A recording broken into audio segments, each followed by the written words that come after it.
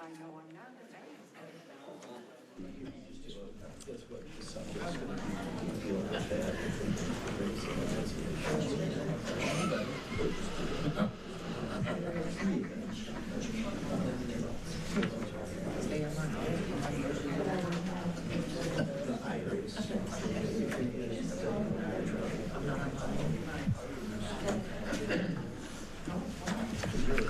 Welcome to the Charter Township of Comstock, October 20th, 2025 board meeting. This meeting is now called to order. May we please stand for the Pledge of Allegiance.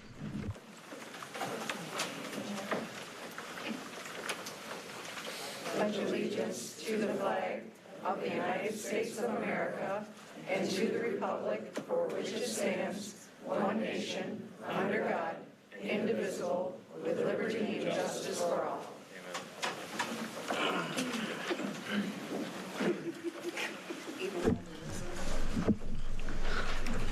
Looking for a motion to approve the agenda. Excuse me, I would like to have an addition to the agenda, please. I would like to add the attorney bills under the treasurer for this evening, as I did talk to Attorney Thal, and he said there was nothing in there that needed to be retracted or anything, or redacted, so we were good to go ahead and add them. Be looking for a motion to approve the agenda with the changes as presented. I make a motion to approve the agenda as amended. Motion made by Treasurer Bloomfield, supported by Trustee Amos. All in favor, say aye. Aye. Opposed? Motion passes. I meant to say aye there. I got a question here, but you should report me as aye on that. Okay. Did you have a question? No, I had a question from Jerry here. Okay. Okay, so the agenda is amended as presented. Moving along to public comment. A citizen may state their name and address and may speak only one time for no more than 3 minutes. This time may not be given to another citizen to extend their time. The person speaking has the floor, and no other citizen shall speak during someone else's time. During this time, you'll be making statements to the board without discussion from board members, but you are welcome to make an appointment with the supervisor or superintendent to discuss your comments further. Their contact information is located by the door. Please keep comments clean and respectful.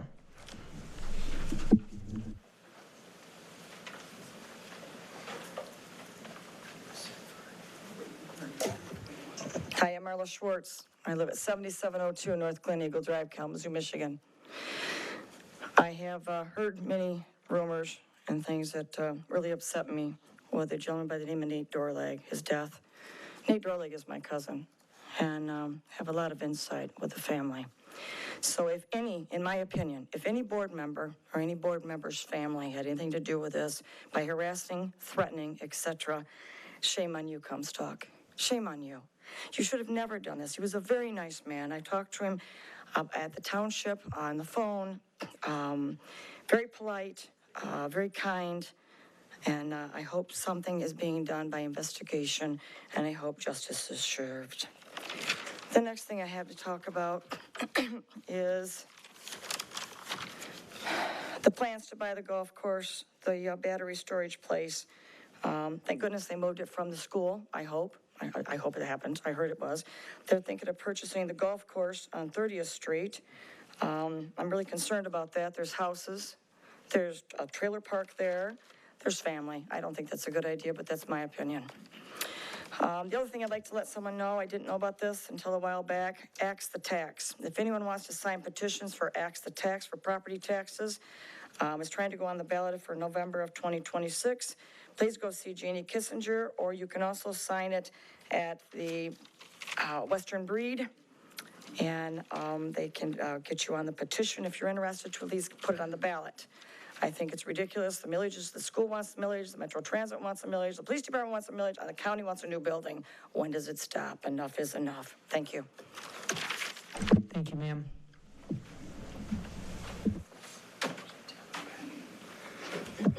My name is Dina O'Connor. Good evening, board members. Let's talk about $40,000 for a minute. I'm here tonight as a concerned resident and taxpayer of Comstock Township. I have one central question. What was that $40,000 spent on? That's a significant amount of public money, and the community deserves transparency. From what we've seen, it appears this money funded an HR investigation being used to target Sandy Bloomfield, our elected treasurer. If that's the case, then we need to ask, was this truly about ethics and accountability, or was it political maneuvering disguised as procedure? We've heard the noise, board members' spouses, publicly ranting about this investigation. But what we haven't heard is the truth. Where is the report? What were the findings? Why hasn't the public seen it? If this was a legitimate use of taxpayer dollars, then there should be no reason to hide it. This community is watching. We want answers. We want transparency. And we want to know why certain board members seem so intent on removing a sitting official, someone elected to serve us using our own money to do it. If there's nothing to hide, then release the report. Let the public see what $40,000 bought, because right now it looks like misuse of funds and a betrayal of public trust. And I'm going to take you back to school for just a minute and quote Michigan state law regarding the end result of FOIAs after we've gone through appeals and everything else. If the court finds that the public body has arbitrarily and capriciously violated the FOIA by refusal or delay in disclosing or providing copies in a public record, it may, in addition to any actual or compensatory damages, award punitive damages of $1,000 to the person seeking the right to inspect or receive a copy of public record. If the court determines that a public body willfully and intentionally failed to comply with the FOIA, otherwise acted in bad faith, the court shall order the public body to pay, in addition to any other award or sanction, a civil fine of not less than $2,500 or more than $7,500 for each occurrence. Please remember that. Please honor our FOIAs. Stop breaking the law. Thank you. Thank you, ma'am. Jeannie Kissinger, and I'm not going to tell you where I live because you already know. I do not want this battery plant up on the hill from me. You all seem to think it's such a good idea, at least those of you that don't want it wherever. I happen to live across the street from there, and in case you didn't know it, when it rains, and it rains hard, all that water off from the golf course runs down on Elliott Street. I'm on Lawndale. I don't want that thing there. Put it in your own backyards if you want it so bad. We don't want it. And there's a school there. There are elderly like myself. I don't consider myself elderly. But anyways, we're all down there. And I thought there was not supposed to be any schools by there. There were not supposed to be any communities by there. And then a little farther down, there's a place that puts propane into trucks. Now, wouldn't that be great if the thing blew up and so did the propane? So all of you that are on the take with this cotton picking plant, we want it gone. We do not want it in our township. And I don't know how many more times we got to tell you. And those of you that have invested in it, same thing goes for you. Thank you. Thank you, ma'am.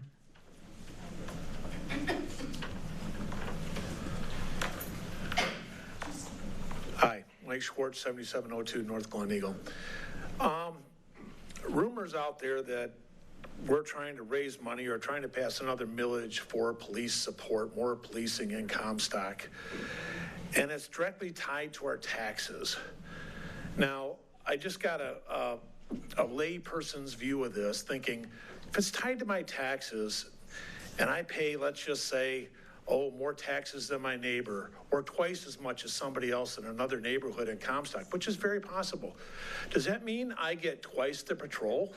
Does that mean when I pay twice as much money that when I call 911, they come twice as fast? It doesn't. I think this whole setup of doing things based on taxes is wrong. Do a budget. It's easy math. How many people are in Comstock? let's just say this many. What is it going to cost for this extra police? You divide that amongst everybody because everybody gets the same service. The same thing goes for a lot of these other millages. Every time something comes out, it's based on your taxes.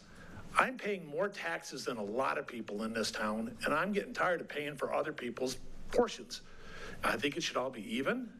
I think it should be justified to that because we don't get anything more, but we're paying more.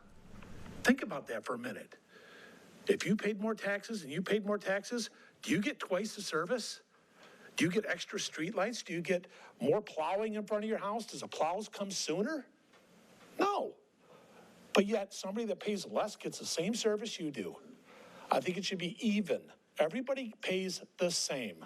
That's fair and equitable for everybody, rather than everybody else paying less or other people paying more because their taxes are more. And every time somebody wants something, here comes a millage. Do we ever remember what we were taught in high school about economics and budgeting?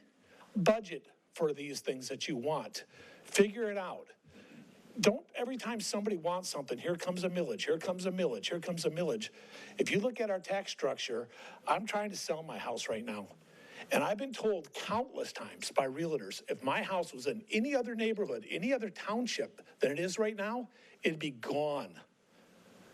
It hasn't sold yet, and it's priced right. But it's because of where I'm at. Thank you. Thank you, sir. Hi, Tammy Keeler, Celery Street. First of all, we don't want that battery plant. It was supposed to be put in industrial, and you guys want to change an RC1, or whatever it was, to industrial. Where are you getting the industrial from? There's no industrial up there. And besides that, they're running the line from back there over to that power grid. If you guys had any sense at all, you would not put it there. It's supposed to be in light industrial, not over on a golf course. It's still by the school if you stop and think about it.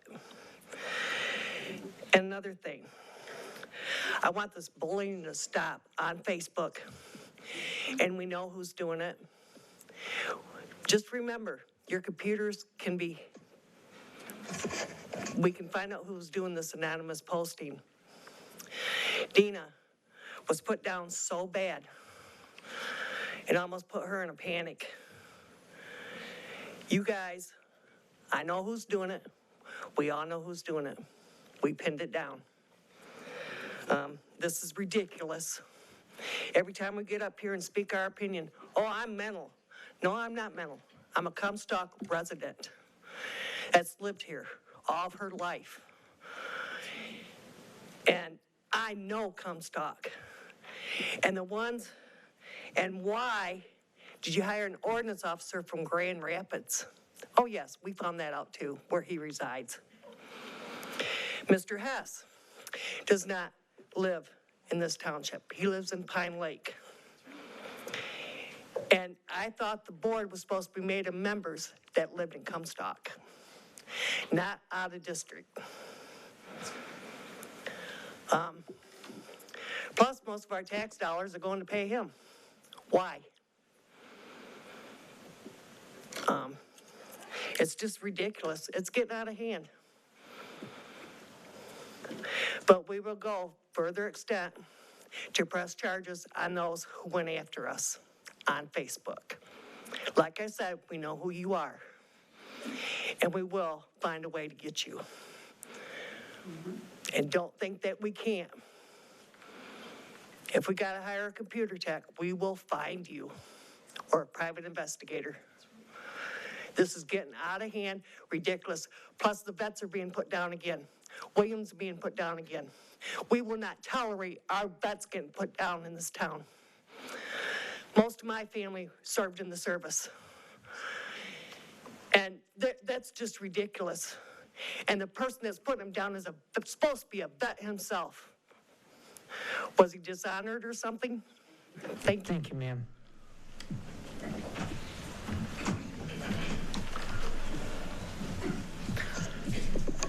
Hi, I'm I'm Alex Walter. I live at 7776 East Main Street, which is right next door to one of the sites I think you're considering for the BEST project. I missed the October 6th meeting, so maybe this comment might change after we review those minutes.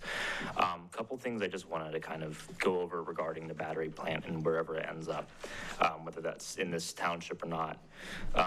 The original plan for the battery plant, which we saw for the first time a couple months ago, it was supposed to go on a plot of land that, as of a year ago, was rezoned from commercial to agricultural residential. And if you look up the meeting notes or the minute notes for that meeting, the quote from the landowner was, "Oh, we're just rezoning this because we've farmed this land for the last 20 years. It should be zoned the way that we're currently using it." And then we see the presentation from the BEST group, the meeting 2 months ago, and they say they've been in process for this for a couple of years already. So it's a little bit strange.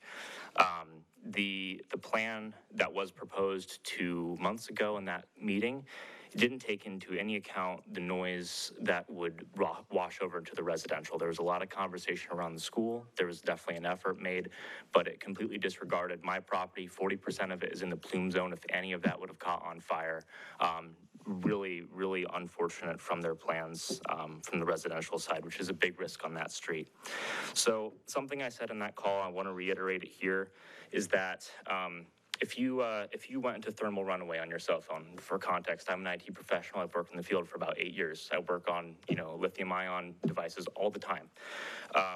If this phone exploded, all of you would probably be just fine. I might be a little bit scarred or injured. I'd be okay. The battery of a phone has, on average, about 10 watt hours of battery. A watt hour of battery is equivalent to 0.0001 megawatt. The BEST system that they want to put next to a school can hold a potential of 400 megawatts. That is an amount of potential power if there was a catastrophe that should never, ever be put right next to residential, right next to a school, right next to a greenhouse, right next to a trucking route, and right next to an auto zone. It shouldn't really be that, I promise you. I really highly recommend that if this township moves forward with the battery plant, I'm glad to see that other sites are under option. This needs to be in an area that is in an overlay district. This cannot go in an area where it's a special use. This is an emerging field. This technology is new. I promise you, they're changing it every year. I see it. I see the very beginnings of it in what I do every day. You don't want to put something that is moving this fast from a technological level at that site. It needs to be in a district without a special use. That's all I really came to say. So thank you. Thank you, sir. Karen Height. First, I want to read part of a thing that was posted on Facebook by Queen Bee on October the 7th. Did anyone watch last night's meeting on demand today? If not, it's worth the watch. It's just amazing to see all these people beg for love and understanding and peace during the first public comment and completely go off the rails by the second public comment. They couldn't even hold it together for 2 hours. So this is my response, because I'm not posting anything on Facebook because I'm not having somebody come after me. I'll do it here face to face. Not sure if Queen Bee's post was referring to my comments of that meeting, but if they were, let me explain further. Yes, during the first comments, I asked for everyone to get along and then asked for silence for Nate Dorlag. My comments in the second public comment were not meant to be taken as confrontational to Clerk Beauchamp or to Fire Chief Beauchamp. They were made to make the community aware of some things that I feel, my opinion, that are improprieties. As far as the Clerk Beauchamp voting on anything to do with the fire department and a family member, what is the difference of being a family member on a jury and having your vote be the deciding vote? Maybe the attorney can explain this. If it is not a conflict of interest, then maybe the clerk should vote first so that you're not being the deciding vote at the end.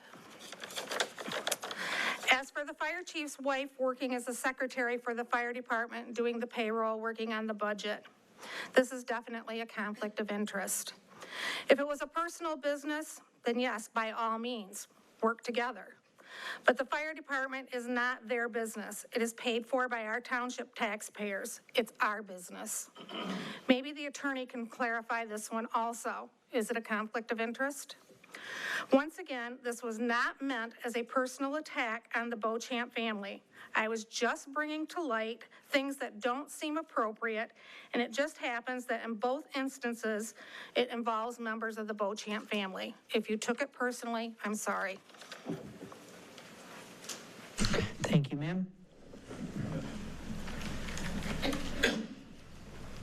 I've never been to a meeting before, but I've watched on, over the thing. And I think it's very just disheartening to see the struggle between the board members, and people attack certain board members that don't fall in line with other board members who were elected this year and thought they were coming in to change laws to benefit themselves and their personal businesses. Conflict of interest, I think maybe suing the township that you are supposed to be the supervisor of is a conflict of interest. Having your family attack multiple people on Facebook because they don't follow in line with the supervisor's rules or what the supervisor came in to do. Another business for the treasurer. You use your business to spew these lies about your other board members. And do you realize what that does personally when you are putting out and using somebody's tragedy to say that these board members caused such a tragedy, and you're okay with running that through your business, through your own personal business, to have people attack and badger and make threats against your board members? Are you guys not supposed to be a cohesive team and have Comstock's best interest in mind? Is that not what it is? Are you not all here to serve Comstock? And these people that elected you in to come in and make this a better place, maybe stop with the rumors and the insults and focus on your drug problem or, the police presence. It needs to be. I grew up here and I could ride my bike and I could be out to the park and I can guarantee you I was making a home safe. There wasn't people doing drugs under the bridges or things like that. So for people to be focusing on the wrong things and to just badger and badger and badger board members that don't fall in line with rules and regulations that you wanted to come in and change for your own benefit is disgusting. I thought everybody was supposed to be an adult, and Facebook drama, that's crazy. It's insane. Be adults. Be board members that Comstock is proud to have represent them. It doesn't make any sense. I came in because it's so disgusting to watch it from home. And it's the same people that get up here over and over and over. Thank you, ma'am.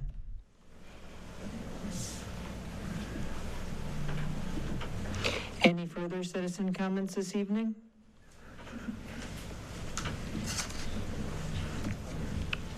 Moving along with announcements for departments, boards, and commissions. Commissioner Gisler, what do you have for us this evening? Thank you. I'm John Gisler. I'm the county commissioner for 5 of the 15 rural townships. So farming's big in my life, and I'm not a farmer, so I'm learning still. I have 2 things to mention tonight. One, the Senior Expo is history now, and it was a big success because they were strapped for people, they were strapped for vendors during COVID, and it started to come back as soon as COVID was finished, but it hadn't yet gotten back to the pre-COVID levels it did this time, earlier this month. They had over 1,000 people show up at the Senior Expo, and 140 vendors showed up to sell their wares or talk about their services and that sort of thing. The second thing I want to mention tonight is that the county has a new website.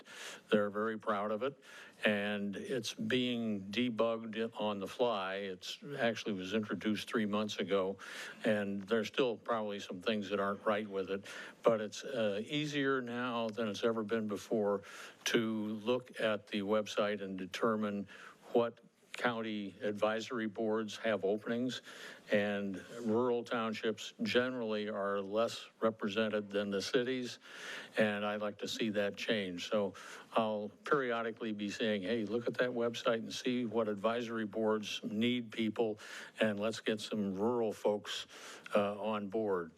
The other thing is the job openings.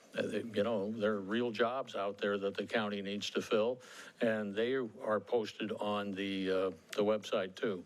So job openings and advisory board openings, please take a look at the website. And if you have problems with it, let me know, because everybody's thinking it's much better than it used to be. And if we're kidding ourselves, we need to know that. Thank you. Thank you. I have a question. Whatever happened to the senior money that you and Bob were working on there? Whatever happened to that? That, you know, that we paid in and goes to Kalamazoo and doesn't come back? Oh, you know, we got as much of an answer as we're going to get, I'm afraid. And part of it had to do with some of the requirements at the state. I don't know, Bob, but were some of them at the federal level, they weren't allowed to tell us things because it was federally or state funded. And we wound up, you know, if 100% would be answers to all the questions, we got 10% maybe. Is that a good estimate? I think so, and just expounding on that a little bit, when it finally came up, this is on the county senior millage that was passed last, I believe, fall. The lead up to that was a few months when the county went out and pushed this measure. As many of you may recall, some people in our township served on a committee to try to get some clarification, some answers, and that lasted over a period of close to 4 to 5 years. We didn't get a true response from the county, Kalamazoo County, until the very last year when the millage was coming up for renewal. And the people that responded were very, in my opinion, very responsive. But the answer that we got didn't did not account for about $100,000 that our township had given the county for this worthy cause. And what we attempted to get back or information about where that went, we never were successful, just like the commissioner said. We got back very little, and unfortunately, and that's where it is. Once it was passed again, I'm thinking that we're not going to get many more or much more information until it's up for renewal again, unfortunately. But I'm in favor of sending out a follow-up letter to the county. Again, some people there have been responsive, much more so than 4 or 5 years ago when we initially asked this. And if some of you in the audience may recall, that most of the money seemed to go to the city of Kalamazoo and the city of Portage. And not to say that that was not needed by them, but again, the accountability with tax money is coming back to us and the other townships within the county that give to this worthy cause. Again, it's not a dead issue, but it's something that's going to have to be more of a political push by those constituents that think this is a worthy cause to get those answers. And that's about all I have. Well, and some of that same thinking is at work now with the decision. It hasn't, I don't think, been done beyond recall to purchase the McDonald's facility in town to build the new county building. 2 votes against that were the only 2 out of the 9, and that was Wendy Mazer, who represents 3 of the townships. I represent 5, so you know, we're doing what we can to see that we don't mix in support for the central city to our thinking. We're not saying that the county building should be built just down here, by the intersection between Michigan and the river, but we're not always certain that we're getting what we should as representatives of the county, when everybody else, 7 people, all agree, oh, we need to really do this downtown. I'm not so sure that's in anybody's best interest. Well, it's in somebody's best interest, I'm sure of that. But I'm not sure it is for residents in the outer parts of the county. And I will mention this probably more than once during the next few months. 52% of the population does not reside in the cities. 52% is rural by definition. And we need to remind the city folks every now and then that that's the case. Thank you. Thank you. Moving along to the consent agenda, we have the CABA 2026 budget, the bills payable October 21st, 2025, and the meeting minutes from October 6th, 2025. Looking for a motion for approval of the consent agenda. Move that we approve the consent agenda as presented. Support. Motion made by Clerk Beauchamp, supported by Trustee Pratt. All in favor, say aye. Aye. Opposed? Consent agenda is approved. Moving along to the presentations. This evening, we have a Metro presentation.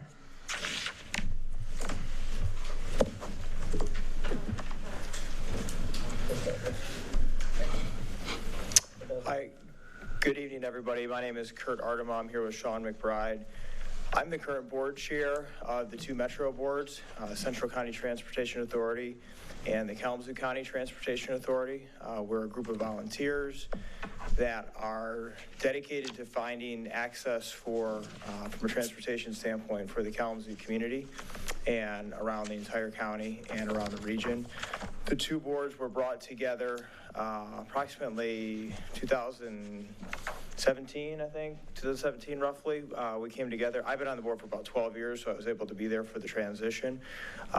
It's been encouraging, exciting to see the collaboration that's occurring. I think there's been some discussion here, but transit used to be a city-run organization, and there were contracts to bring it to other areas of the county. Now to have it be under one regional authority really brings a lot of voices to the room, and having 2 different boards there allows us to have lots of checks and balances on the system as well.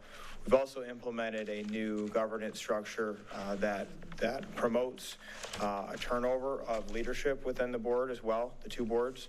So every 2 years, we're really designed from a governance standpoint in bringing new leadership in. And we have representation from around the county, the townships, the cities, and brings productive discussion to the board meetings as well. And we have several new board members that we're hoping to have appointed by the county over the next couple of months to bring some new voices to the table as well. Sean is our executive director. Sean and his team have done a great job managing the system through some challenges and some opportunities as well. The COVID period was difficult for access for transportation on multiple fronts for lots of different people around the community. Metro continued running throughout that process as well. Sean's going to get into some details about the services that are offered and the programs that are offered through Metro, and appreciate the opportunity to be here tonight. Thank you. Good evening, and thank you for having Metro here tonight to give an update about public transit, and also I want to provide information regarding the millage that will be on the ballot on November 4th.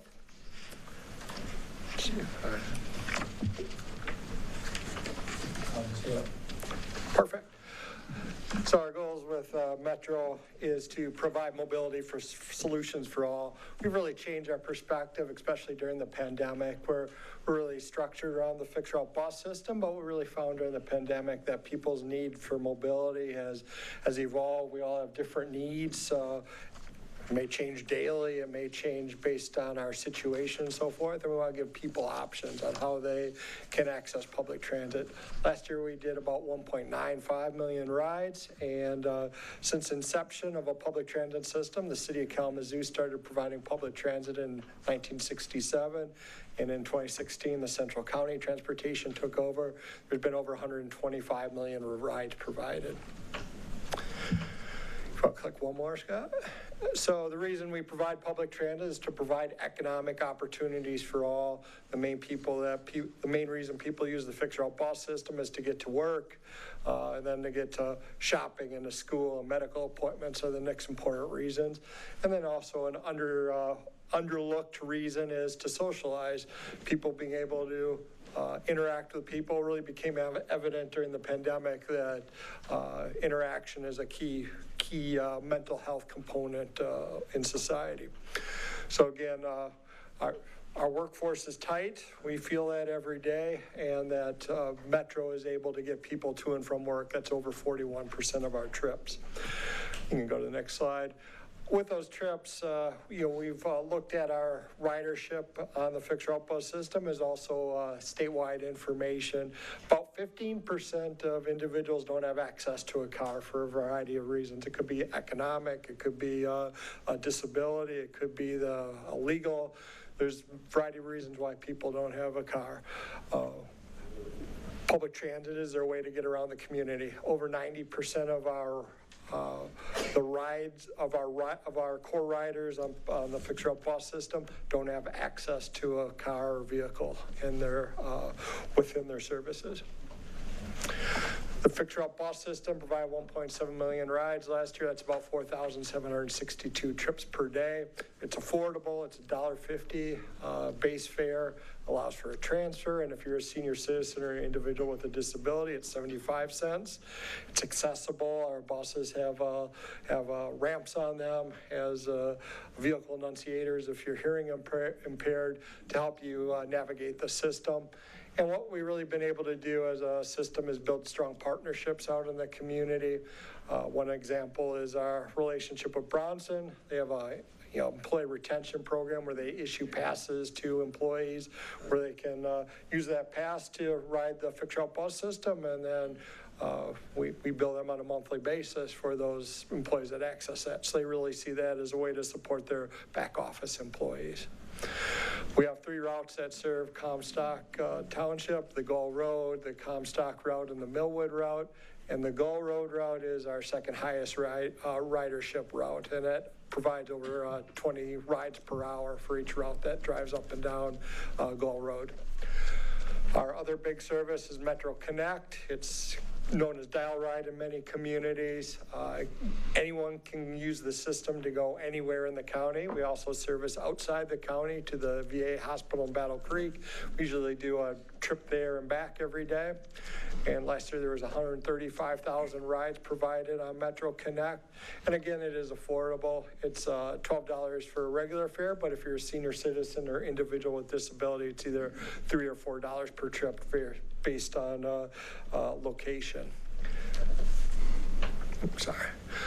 Metrolinx, our newest service, it started as a pilot program in April of 2024. It's kind of like Uber for public transit. Use a phone app, or you can call in to schedule a trip, and we have 3 zones that you work within. We'll show that in just a second, but it's affordable. It's $1.50 per ride. You can transfer to the fixed-route bus system. And why don't you go to the next slide, Scott? So our 3 zones are, there's a south zone and west zone, and I'll talk specifically about the east zone that encompasses Comstock Township, as well as into Kalamazoo Township and Parchment, and a little bit of the city of Kalamazoo.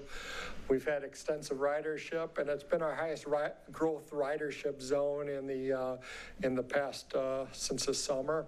We've had over 90,000 rides since inception. We're doing about 8,000 rides per month on this service, and we're proud of it. We won a $2 million grant last year from the state of Michigan to help fund this service. And this is one of the key services funded by the millage that's up for election on November 4th. And just this chart shows the code there. You can access the system and sign up for it.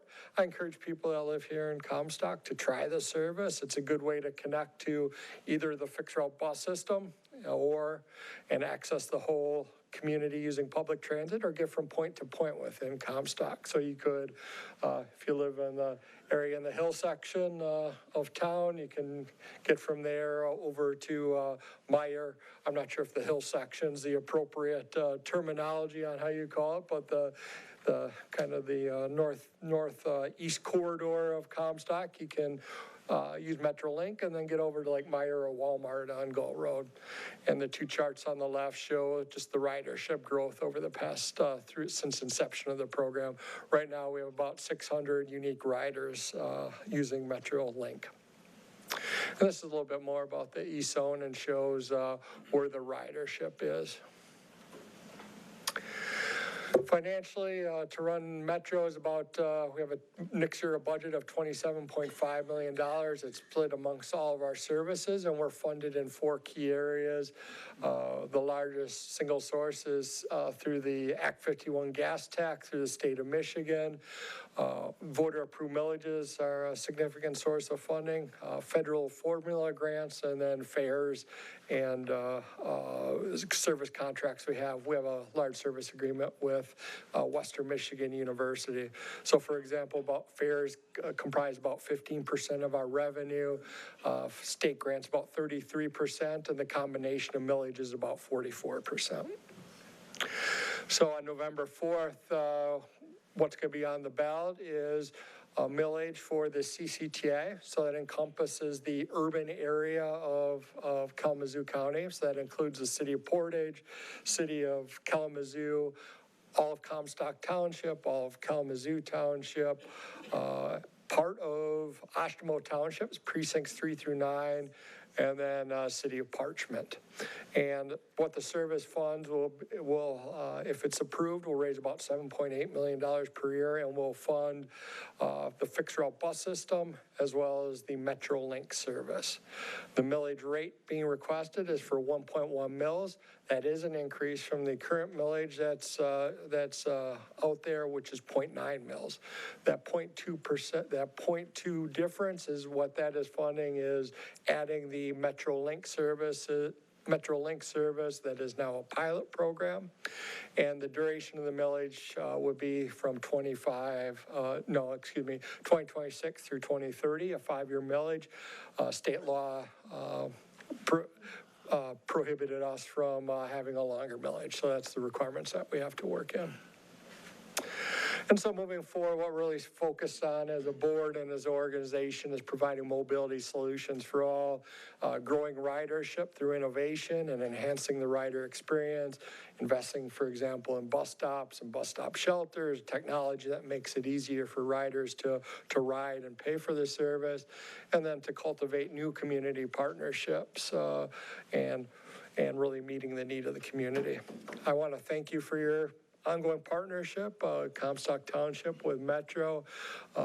Thank Clerk Beauchamp for her service on the CCTA Board of Directors. And again, thank you for your time tonight.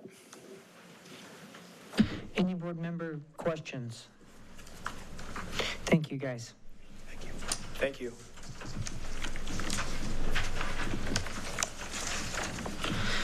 This evening, we don't have anything under business. Moving along to fire and rescue, a request to hire a part-time on-call probationary firefighters.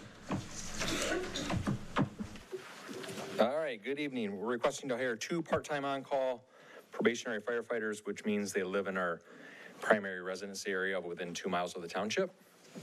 Those candidates are Dominic Bush and Jacob Hess. Dominic has firefighter 1. He'd need medical training, and Jacob would need both fire and medical. The candidates are still pending background checks and medical physicals.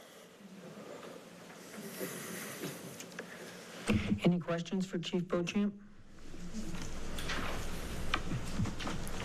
Be looking for a motion. I move that we approve the hiring of 2 part-time on-call probationary firefighters, Dominic Bush and Jacob Hess. Second. Motion made by Clerk Bochamp, seconded by Trustee McIver. All in favor, say aye. Aye. Opposed? Motion passes. Thank you. Thank you, Chief Bochamp. Moving along to planning and zoning, we have the second reading of ordinance number 561 at 7667 Arden. It's a rezoning request. Treasurer Bloomfield? Yes, I was asked to take care of the next two items, the ordinance 561 and 562. Since Casey is on vacation, I will not be dealing with the next ordinance of 562 because I have a parcel that abuts to this one, and I did abstain from discussion and for voting on that one. Ordinance, the second reading of 561, 7667 Arden. It currently was zoned, or is zoned, R1B, single family. It did have a house on it, which has been removed, and this is a rezone for light manufacturing for landscape forms. Any questions for Treasurer Bloomfield? Be looking for a motion on the second reading of ordinance number 561 at 7667 Arden. I move that we approve the second reading of ordinance 561, 7667 Arden rezone request. Support. Motion made by Clerk Bochamp, supported by Treasurer Bloomfield. Roll call vote? Trustee Pratt? Yes. Trustee Amos? Yes. Trustee Cherry? Yes. Supervisor Martin? Yes. Clerk Bochamp, yes. Trustee McIver? Yes. Treasurer Bloomfield? Yes. Okay, motion carried 7-0. Moving along to the first reading of ordinance number 562, 6454 East ML, a rezoning request. Yeah, before we begin, what I would like you to do is, Treasurer Bloomfield has indicated she has a conflict regarding the matter, and the board will need to vote to allow her to abstain from participation in that rezoning request. So I'd be looking for a motion to allow Treasurer Bloomfield to abstain from this matter. I make a motion to allow Treasurer Bloomfield to abstain from the first reading of ordinance number 562, 6454 East ML Avenue for a rezoning request. Support. Motion made by Supervisor Martin, supported by Trustee Pratt. All in favor say aye. Aye. Opposed? Motion passes. Thank you. I can address this one if you'd like. Please. So this is a rezoning request at 6454 East ML from R1A Single Family District to the AGR Agricultural Residential District. The application is a request from Emily Parfait to operate a farm on the property. The PC had a public hearing on the proposed rezoning and recommends approval. You also have in your packet a report and recommendation from the planner, so that you have all the basis for that recommendation. As I indicated, the applicant intends to use the parcel to farm the property. That is in compliance with the future land use plan, which does show the parcel as being an agricultural parcel. I would just note for you that even though somebody says they want to do a farm on the property, if you rezone it to agriculture, you can use it for any purpose within the agricultural district. So there are other things that are allowed, but I just note that so that you understand it. The only way somebody can be bound into their request is if they come forward with a conditional rezoning and they ask for a specific use. It's fine for people to indicate how they want to use it, but when you consider adoption or consideration of the rezoning, you should always consider all the uses in the zoning district. So this is for first reading, and we'd be looking for a motion on that. Any questions for Attorney Thal? Be looking for a motion, and then we can see if we want to have discussion. I'll make a motion to approve the first reading of ordinance number 562 at 6454 East ML rezoning request. Support. Motion made by Trustee Cherry, supported by Trustee Amos. Any discussion? If there's no further discussion, we'll be looking for a roll call vote. Trustee McIver? Yes. Trustee Cherry? Yes. Trustee Amos? Yes. Trustee Pratt? Yes. Clerk Bochamp, yes. Supervisor Martin? Yes. Motion carried 6 yes, 1 abstain. Moving along to Clerk Bochamp for the election report. Okay, just a quick election report tonight. We've had 1,271 of the 3,246 ballots sent returned as of today, which is 39%. Few election deadline reminders. Friday, October 24th, which is this Friday, is the last day for absentee voters to spoil a returned ballot. Friday, October 1st is the last day for those who have lost or not yet received their absentee ballot to request to spoil and receive a new ballot by mail. Monday, November 3rd is the deadline for electors who have lost or not yet received their absentee ballot to request to spoil and receive a new ballot in person at the clerk's office. Today was the last day to register to vote by mail or online. Starting tomorrow, voters can only register in person at the clerk's office to be eligible to vote this election. My office will be open on Saturday, November 1st from 8 a.m. to 4 p.m. to register voters and issue absentee ballots as is required by election law. Polls are open from 7 a.m. to 8 p.m. on Election Day. If you're unsure which precinct you're registered to vote at, you can find out all of your voter information at michigan.gov/vote. Any questions for Clerk Bochamp?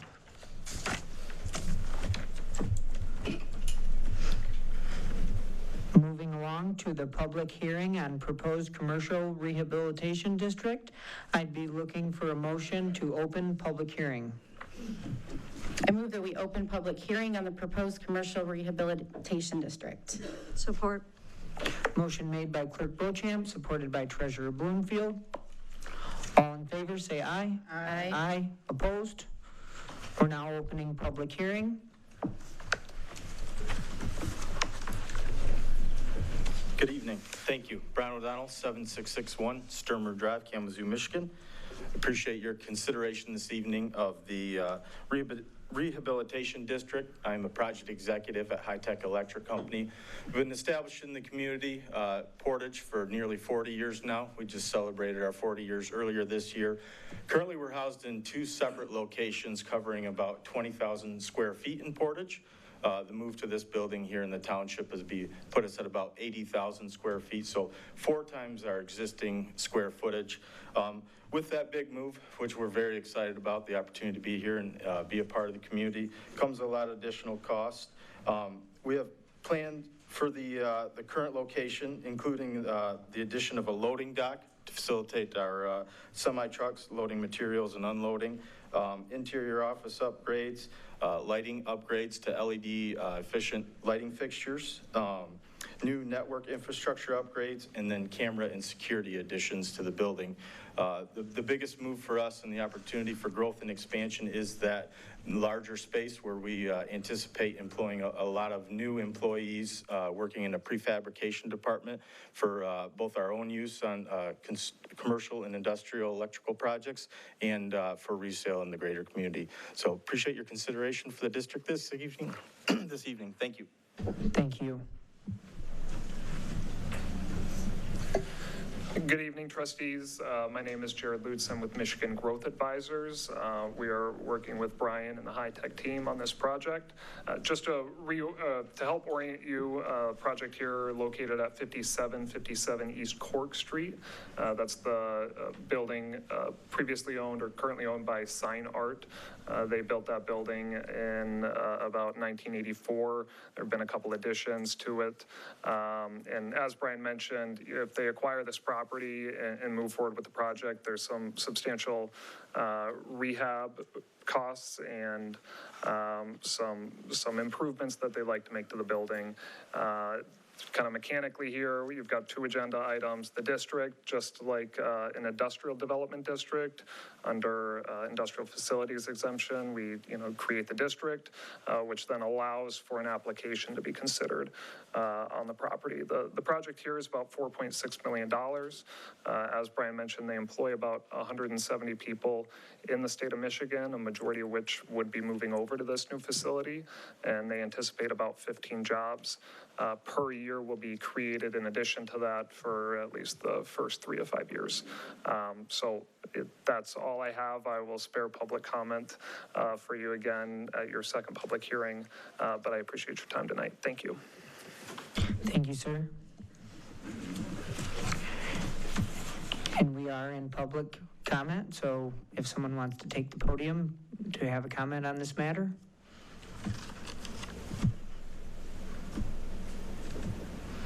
If there's no public comment, I'd be looking for a motion to close the public hearing. Make a motion to close the public hearing. Support. Motion made by trustee Amos, supported by treasurer Bloomfield. All in favor, say aye. Aye. Opposed? Public hearing is closed. Moving along to the resolution, number 2025-19, establishing a commercial rehabilitation district number 1. Supervisor Martin, would you like me to address this a little bit? Yes, please. Okay. So you're probably familiar with industrial facilities exemptions. Your township has many of them that you've granted in the past. This is similar in a way. It is for commercial rehabilitation, so commercial properties can fall under the statute. Statute's a little different than an IFT. With the industrial facilities tax exemption, it's a 50% break on the taxes. With this type of exemption, what happens is they freeze the taxable value at the time of the exemption certificate, and it can go up to 10 years. So basically, they can put in all this extra development on their property. It's on the building and the value of the assets that they add to the building, but the taxes froze for essentially 10 years on it. So it's a little different than the IFT, where you're getting a 50% break on taxes. This is a freezing of the taxes at its current level. They can put all the money they're going to put into it, and basically it keeps it at the frozen taxable value for the next 10 years. And the first step is to set up the district like we do with industrial facilities. We set up a district first, which involves the property. And then secondly, the next public hearing is on the actual exemption request by the company. So if you have any questions, otherwise you have a resolution in front of you to establish the district so that they can move ahead with the second part of it, which is the public hearing on asking for the actual exemption itself. Any questions for Attorney Thaw? Treasurer Bloomfield? No. Trustee McIver? No. Clerk Beauchamp? No, I just want to say thank you for explaining that. Trustee Pratt? No. Trustee Amos? No. Trustee Cherry? No. Superintendent Hess, do you have anything? Thank you.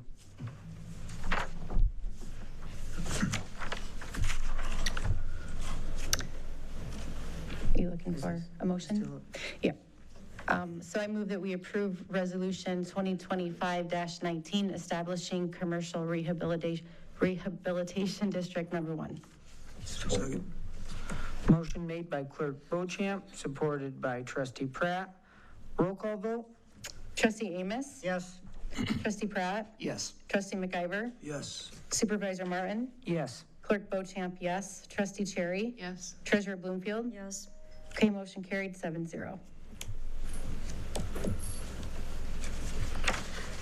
Now we are looking for a motion to open a public hearing regarding the commercial rehabilitation exemption to High Tech Holdings LLC. I make a motion to open public hearing regarding commercial rehabilitation exemption to High Tech Holdings LLC. Support. Motion made by Trustee Cherry, supported by Trustee Amos. All in favor, say aye. Aye. Opposed? Motion passes. We're now open with a public hearing regarding the commercial rehabilitation exemption to High Tech Holdings LLC. If anybody has any comments, you may take the podium.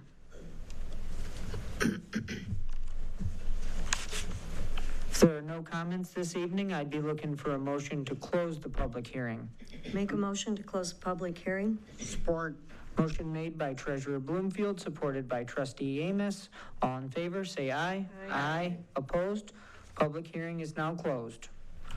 Moving along to the resolution, number 2025-20, approving a commercial rehabilitation exemption certificate.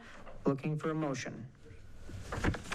I make a motion to approve the resolution for 2025-20, approving commercial rehabilitation exemption certificate. Support. Motion made by trustee Amos, supported by treasurer Bloomfield. Roll call vote? Supervisor Martin? Yes. Clerk Bochamp, yes. Trustee Cherry? Yes. Treasurer Bloomfield? Yes. Trustee Pratt? Yes. Trustee McIver? Yes. Trustee Amos? Yes. Motion carried 7-0. Congratulations. Thank you. Moving along to treasurer Bloomfield, procurement policy. Yes, this is a policy that we started working on back in August, and this is a really rough draft, but I kind of wanted to bring it back. We were waiting till Brett got back from all of his training, and we were done with taxes.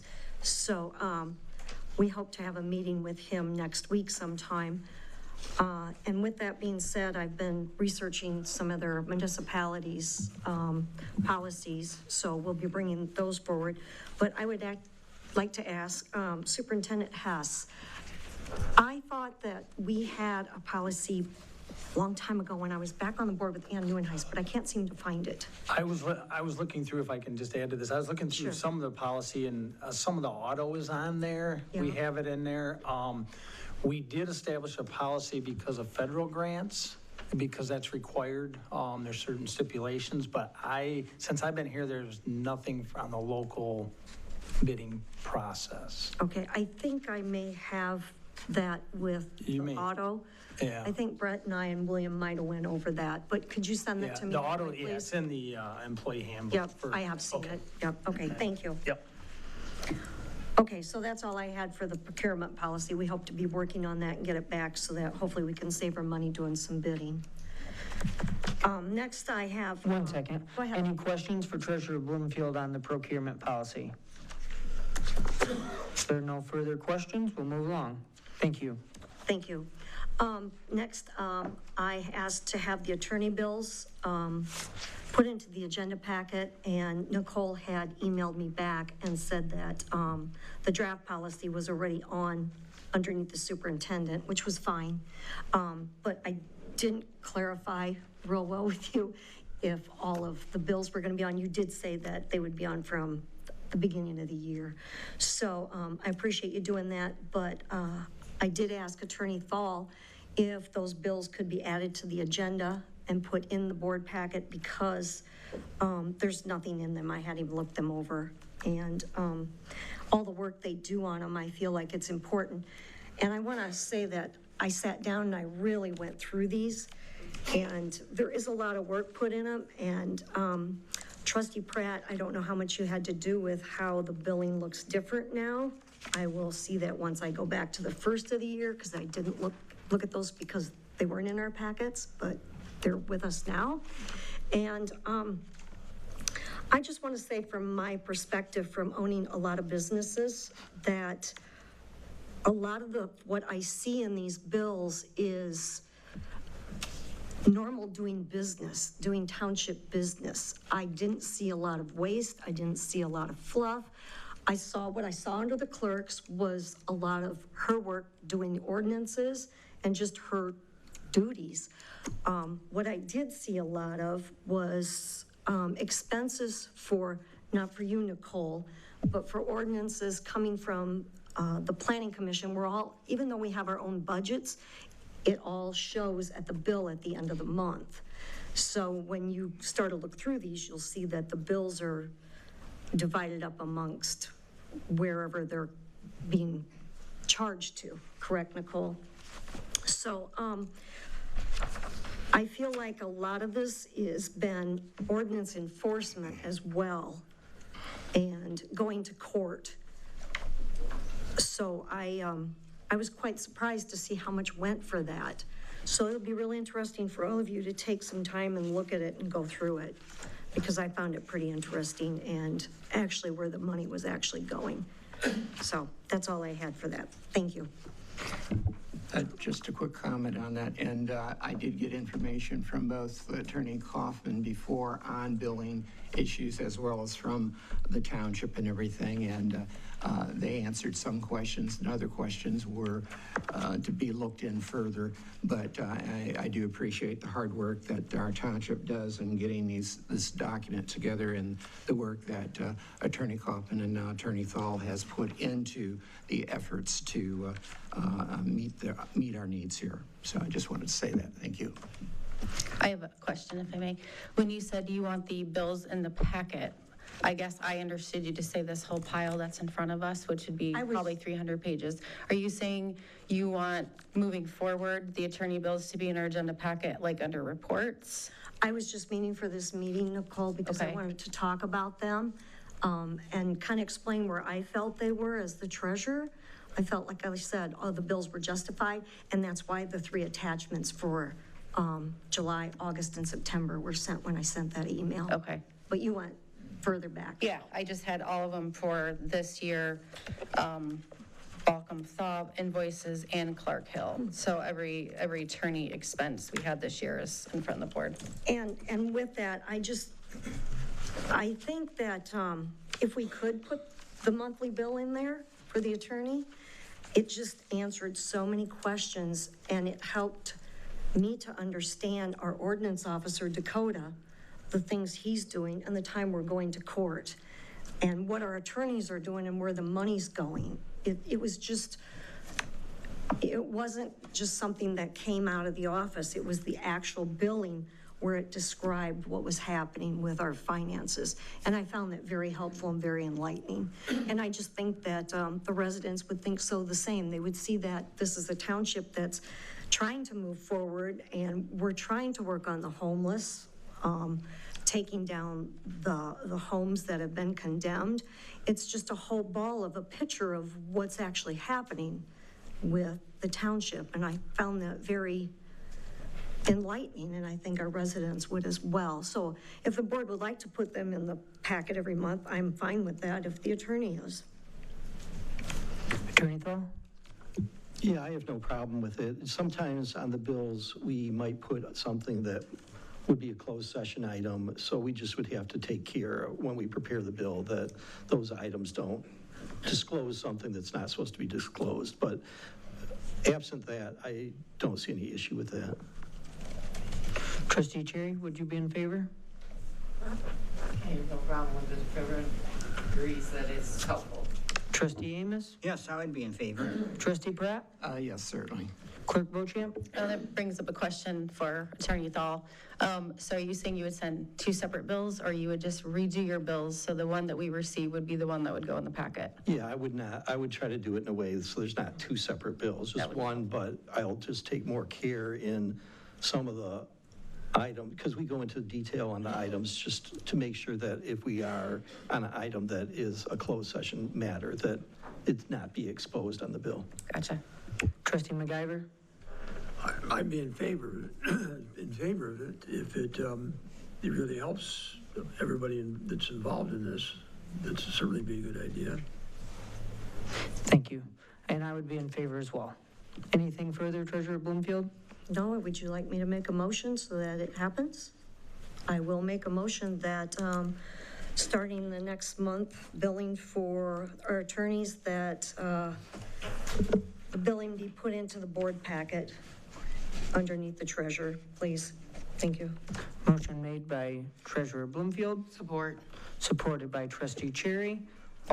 Could I just discussion? Yep. If it's under treasurer, usually that's an action item. Do you want it there? Do you want it under report so it just shows up? Or do you want to talk about them every month?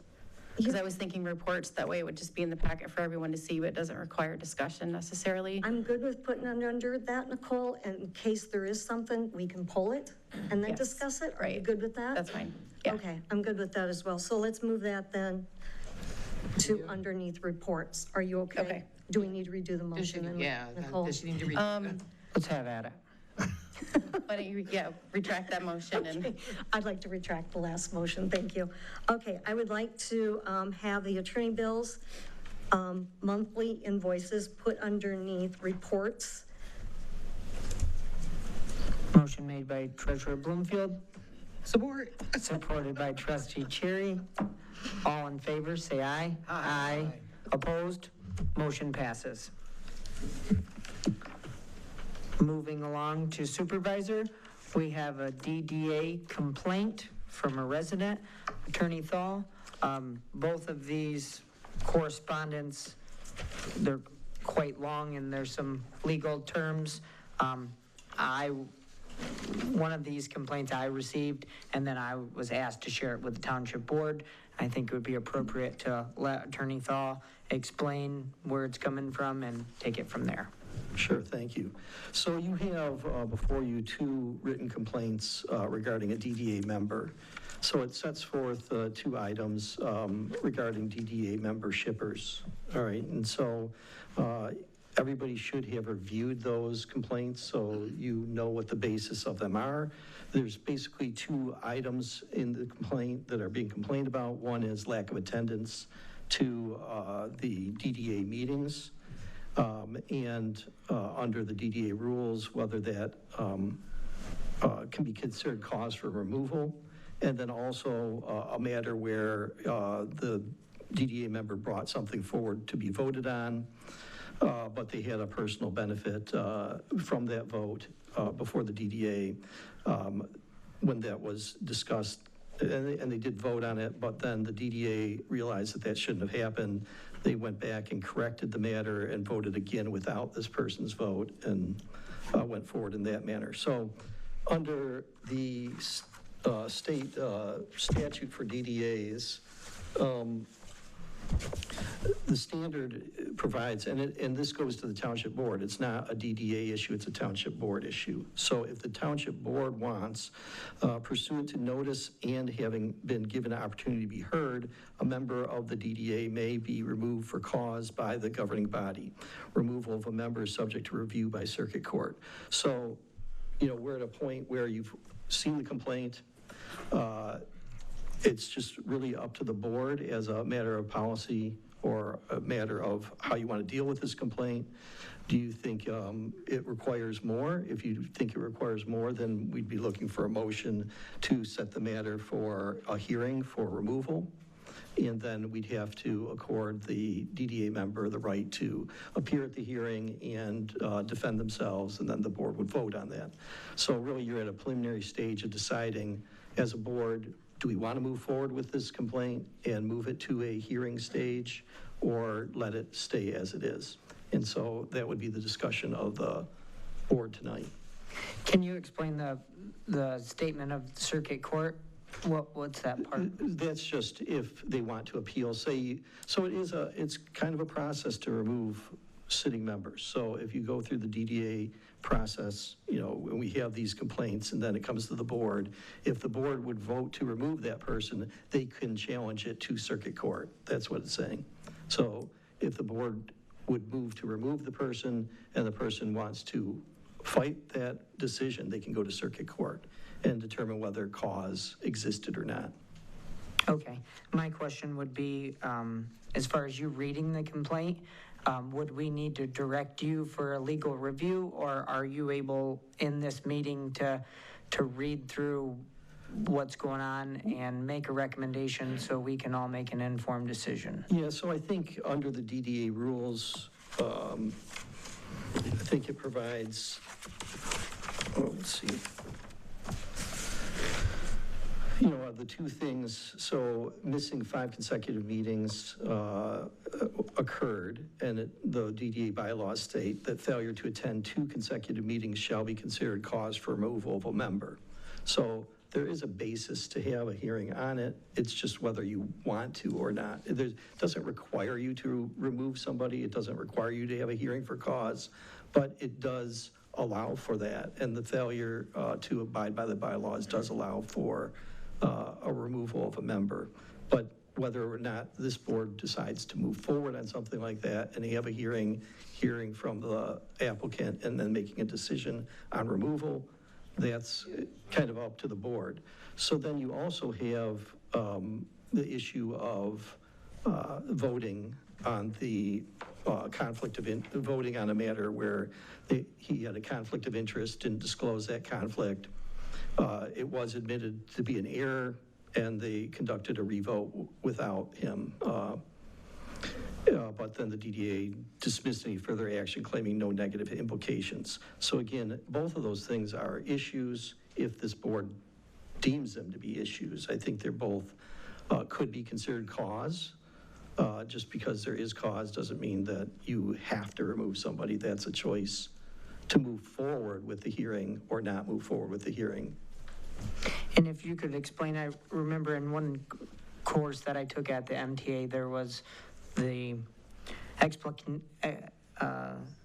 when they explained the language of when things say shall, or maybe could you use another example of when something says shall or when it has a little bit more leeway? Well, shall does mean must, all right? So if it says failure to attend 2 consecutive meetings shall be considered cause for removal of a member, shall is the same as must be considered cause for removal.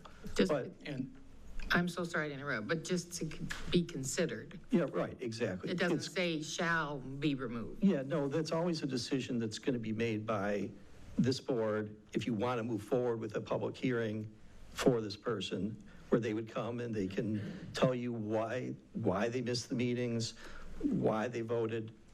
They can explain themselves, and then this board would determine whether or not you remove the person. It's not, you're going to consider it, shall consider. And that's kind of what you're doing right now, is considering whether you want to move forward with a public hearing or not on the matter. And from myself reading over the documents, the DDA board has addressed this issue and reviewed it and apparently made a decision that acknowledging an error, correcting it, and going forth. That's my impression. So they did acknowledge that some things could have been done more appropriately and corrected that action. Is that correct? Yeah, so it does, but the final decision lies with this board. So yes, the DDA did seem to excuse the failure to attend and also the conflict of interest issue with the revoting. But then, and that's fine for the DDA to look at those issues, but we're not bound by those issues. When the complaint comes to the board, we have to deal with the issue because you're the party that can remove him or not remove him. So, the DDA bylaws actually has a provision that's not in compliance with the law about their consent needed. Their consent is not needed. It's a township board decision of whether or not to remove a member for cause.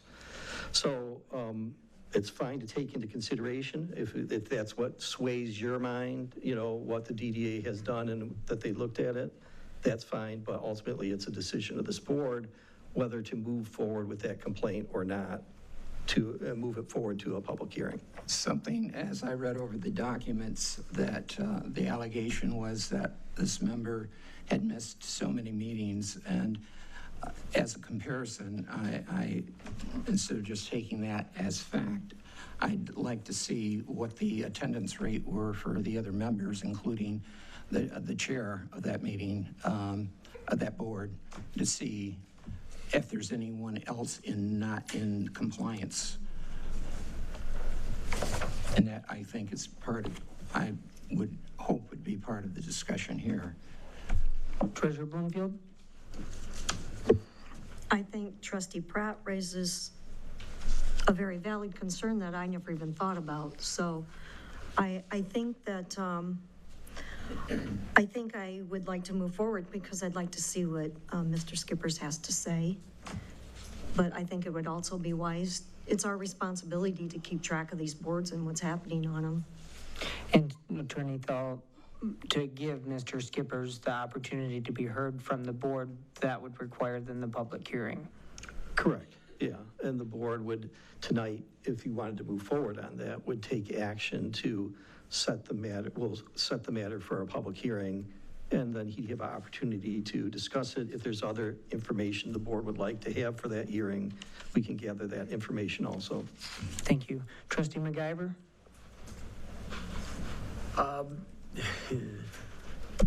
No, I think I'll pass on this one. Is that what you're asking? Clerk Bochamp? So my personal feeling is the DDA did take corrective action for a mistake that they realized they made. I think this is probably a really good opportunity maybe for the DDA to revisit their bylaws. 2 consecutive meetings is not a lot to miss. People have lives. This is a volunteer board. Maybe they could consider how many absences they would allow. I don't think, they redid their vote. I don't think we really need to move forward with a public hearing for Andy. Trustee Pratt? I, too, am in agreement with Clerk Bochamp on that. And separate from the DDA board, we've had other board issues discussed recently concerning conflict of interest and other things that should have been done perhaps differently.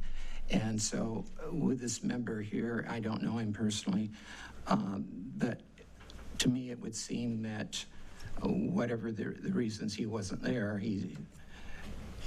the DDA board has addressed that. I don't think we need to prolong a discussion on this. I think they've done, from what I understand and reading through this, they've done what they needed to do to keep on track.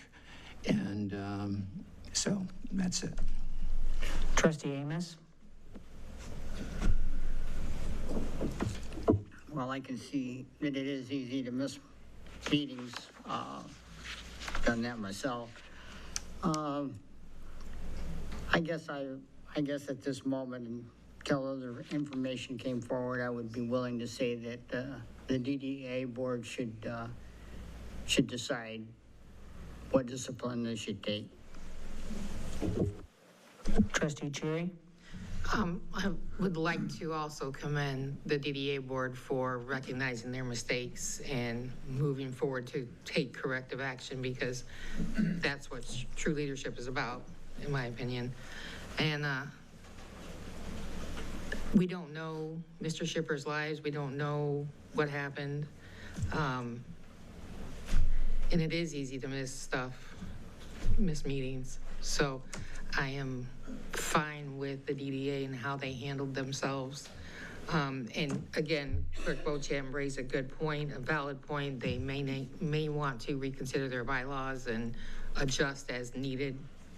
So that's my thoughts.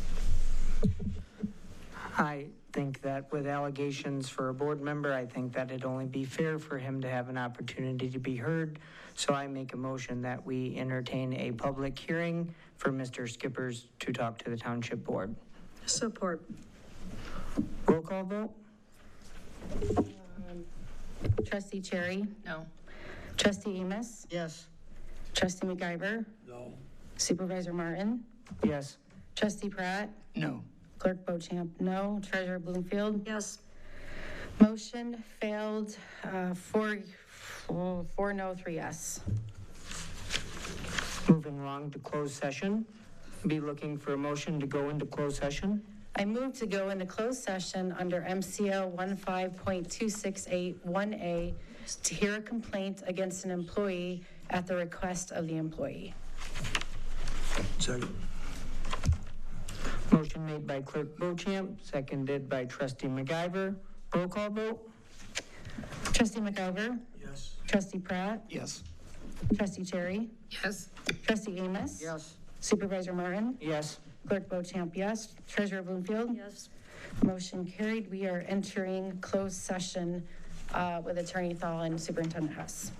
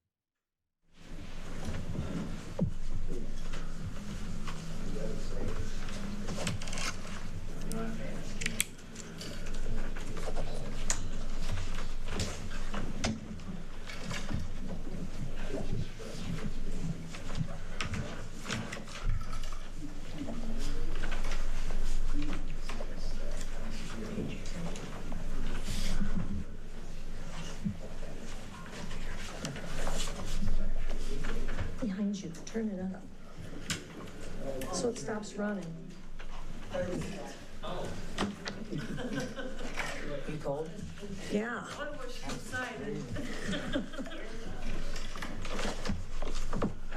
just us.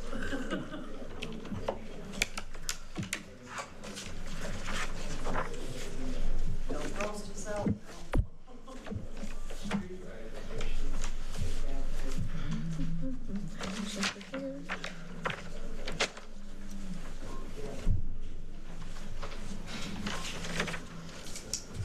For this? Yeah, it's.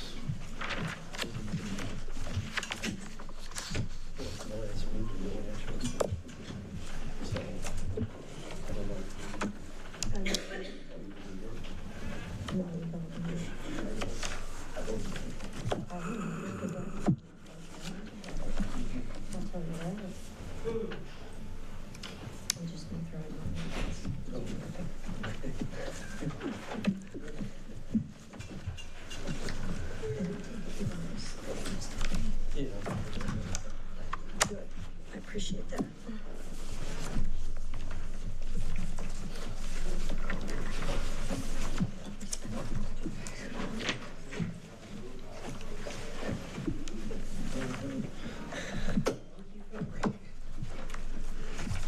Everybody ready?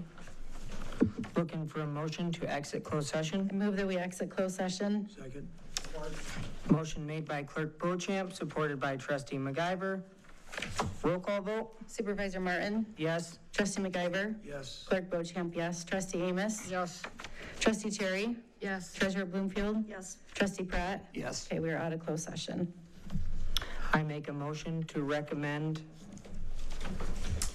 the approval of the recommendation from the township attorney. Support. Motion made by Supervisor Martin, supported by Treasurer Bloomfield. Roll call vote? Trustee Amos? Yes. Trustee Cherry? No. Clerk Bochamp, no. Treasurer Bloomfield? Yes. Trustee MacGyver? No. Trustee Pratt? No. Supervisor Martin? Yes. Okay, motion failed, 3 yes, 4 no. Moving along to finance, streetlight additions.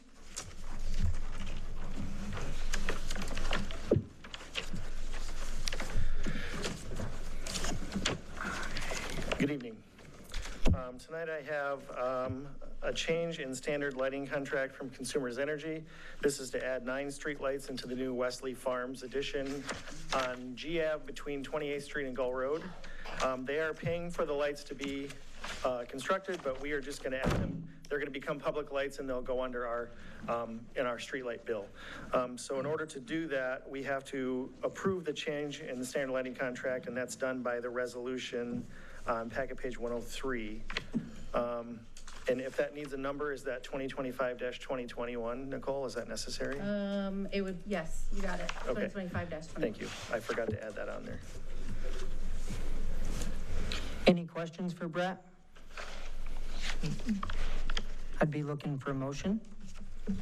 Move that we approve resolution 2025-21, authorizing a change to the standard lighting contract as presented. Support. Motion made by Clerk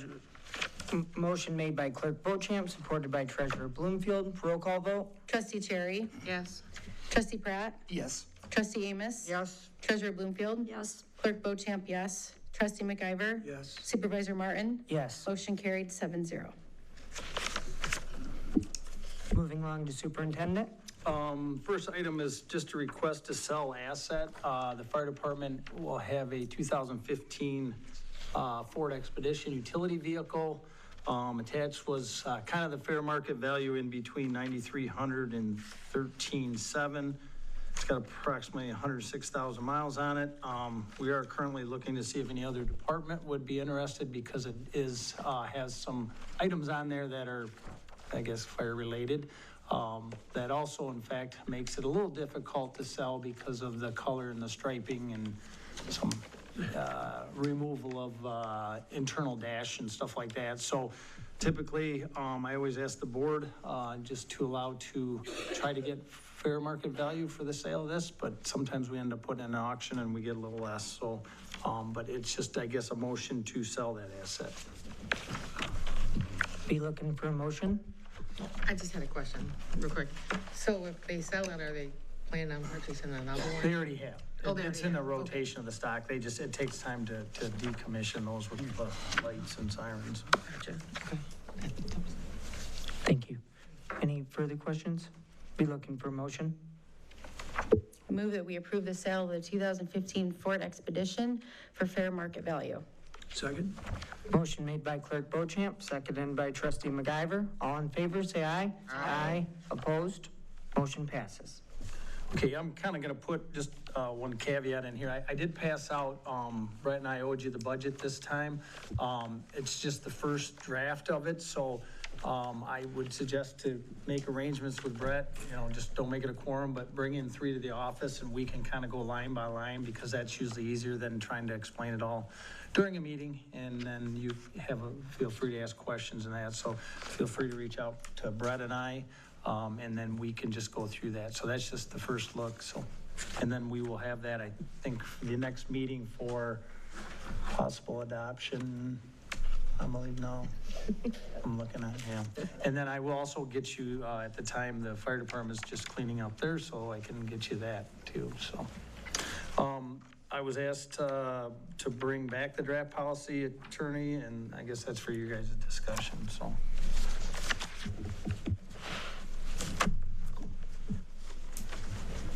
My question would be, from the last time that this motion was denied, what changed in the policy, the draft policy?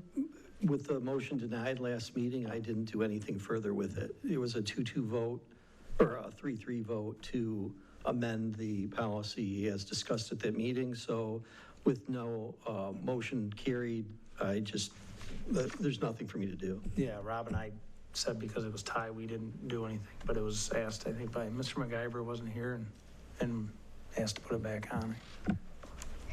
Who asked to put it back on? I think it was. I did. I asked him to go. Well, if it's dead in the water, it's dead in the water, right? What's that? I agree. I guess maybe I shouldn't have worded it that way. If it failed, Trustee Pratt. And I think that after you've done all the work on the bills, the way you have, I think, and we put them in the board packet, I think it needs to stay right where it's at, and we need to move forward. And we need to continue to move forward, all of us. Trustee MacGyver? Yep. Do you have any comment? Yeah, Trustee, Treasurer Bloomfield, well, what you're saying then is because it failed, the change failed the last time, we'd maintain the policy for handling attorney's fees the same we have been right along, is that correct? This policy that has been, you asked to have put back on the agenda, last time when you weren't here, it failed. And it is not the policy that we approved as a board when I gave authority, or this board gave authority to Mr. Hess to write the policy. My motion was, and I hope this gets said right after I repeat it again, because last time it was not addressed properly, was Scott Hess had all of the help underneath him, that is hired help, that went to him before they could use the attorney. And the rest of that was the deputies would go to their superior before they could move on, and they'd have to go through their superior, which William Knight would have to come to me before he went to the attorney, and I would have to approve it. And the other part of that, the last part of it, was this township board, since we are elected and we work for the people, we could use it at any time we wanted. And these bills reflect that this policy is not necessary. A quick comment there. We did discuss it thoroughly a number of times. I think we also, as a unit, voted to have Superintendent Hess review and then work with Attorney Thal in getting a policy. Before Attorney Thal came on board, Attorney Kaufman had asked for clarification because of some difficulties that she was running into. And so we did that. The last vote was a 3-3 tie, and thus it failed in that respect because we had one trustee who wasn't able to make that meeting. So we are a full board tonight of 7 members, and I think it's an excellent idea to bring this back up for discussion. Before we reviewed over the many months back the expenditures which came out looking at our expenditures and seeing who was getting or maybe using it, I won't say inappropriately, but using it without the benefit of other board members knowing. So this clarifies this. And again, I think it's an excellent idea to bring this back up for a vote tonight. Thank you. Trustee Amos? Well, I thought on August... Your microphone. I'm sorry. Thank you. On August 18th, Sandy Bloomfield is correct. We did pass this, and I don't understand why we're trying to add to it. We're making it complicated, in my opinion. It was simple that the elected officials on this board was allowed to call the lawyers, and people who were hired work for the superintendent, and they had to go through him. And let me look for the word here. Deputies? The deputies, thank you. The deputies had to go through their supervisor. I mean, I think we ought to keep it simple here. That's what I think. I think we passed it. We ought to let it go at that. Trustee Cherry? I'm pretty sure it says that. So, I mean, I'd be willing to vote on that because I like the thought of that. Simple one, Christine? But yeah, it was pretty simple. I mean, I read it, and you know, the staff go through the superintendent, the deputies go through their elected officials, and then we can go directly to the attorneys. It's what I feel we need to do based on the decisions we have, either that or no policy. I mean, I don't know if, is there any other township that has a policy, Attorney Thorne? It depends. I mean, many townships do not have policies on it. Fewer do, but it's not, you know, it's really up to the board and how they feel like, you know, typically I haven't worked under the policies like that because there haven't been issues. And, you know, when the issues come up, that's when, you know, deficiencies are identified and you come up with a policy. But, you know, I'm not saying it's wrong, but, or right, it's whatever this board wants to direct. I'm comfortable with however you want to direct me. With our, Attorney Thal, with our board motion, is that enough clarification for your firm to know how that worked? How that works with the board motion that we made that passed, that the elected officials can speak to the township attorney, the employees report through the superintendent, and the deputies report through their principal? Is that? The only other question I would have is about like planning commission and things of that sort. Are we not, is that their own policy? They have their own budget, and that's why we kind of left them out, wasn't it, Scott? For the employees piece, I can speak to that, is they all have a budget and they all have to kind of, you know, make sure we're under budget. You know, for instance, ordinances, one of the higher ones, I think I just looked and he was within $2,000 of hitting that budget this year. And then that we have to come back to the board to amend it and explain to the board why I have to amend it because of, you know, X, Y, Z. So I'm okay with employees because I hold them to that budget, and the planning commission has a budget, and then assessing actually has a budget because we utilize you for some of the stuff higher. Tax tribunal. Yeah, tribunal stuff, so. And Superintendent Hess, I think from memory, everyone within our township was under budget outside of the board. Correct. And so that, again, brought up the issue of how we, as a board, were going to address that. And again, it was at Attorney Kaufman's request that we look at this hard and formulate a policy so there would be no further doubts on that. And I think that's what we have done through Superintendent Hess and Attorney Thal. And so, yes, I would like to vote on this. I would like to have some more discussion. If everybody could please turn their bills to, let's see, let's go to 9/5, September 9th. September 5th, let's go to September 5th. So, here's one that says, attention to email from Trustee Pratt regarding legal representation. Again, on 9/7, attention to Trustee Pratt regarding email Attorney Thal. 9/8, confirm attorney schedules with meeting Trustee Pratt at 2 p.m. Attorney Thal. The next one is 9/8, attention to email from Trustee Pratt, draft written response, conference with Attorney Thal, the same. 9/8, Attorney Thal, do you remember this meeting on 9/8? Travel to attend meeting with Scott Hess, Clerk Beauchamp, Trustees McIver and Pratt, and Catherine Kaufman.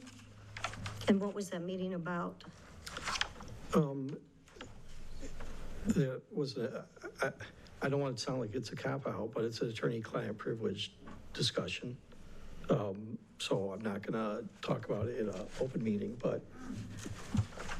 Okay, so after the meeting, I did ask our present attorney at the time how the meeting went with Mr. Pratt, and her response was, it wasn't just Mr. Pratt. And I said, wow, really? So I guess to clarification and for transparency for this board and this policy, I could keep going on with the bills that have come forward from this silly policy. You have spent almost $2,000 on this policy. And the treasurer's office, I believe, is under $500 for the year for 11 months. So I guess, like I said, I see it frivolous. I see where the understanding that we make decisions not just with our statutory duties and decisions that come before this board every night that are not just our statutory duties if we need to have clarification. And one of those probably tonight would probably be for some of us for high tech tonight. I mean, I could sit here and come up with countless examples as to why this elected board should have access at any time. A closed session tonight was another reason. So I just don't see what the end goal is for this when it's the elected officials that sit on this board that aren't using the attorney. It's ordinance, and it's been a lot of the BES. It's been the moratorium committee. And that's what I guess I was trying to get through to this board, was that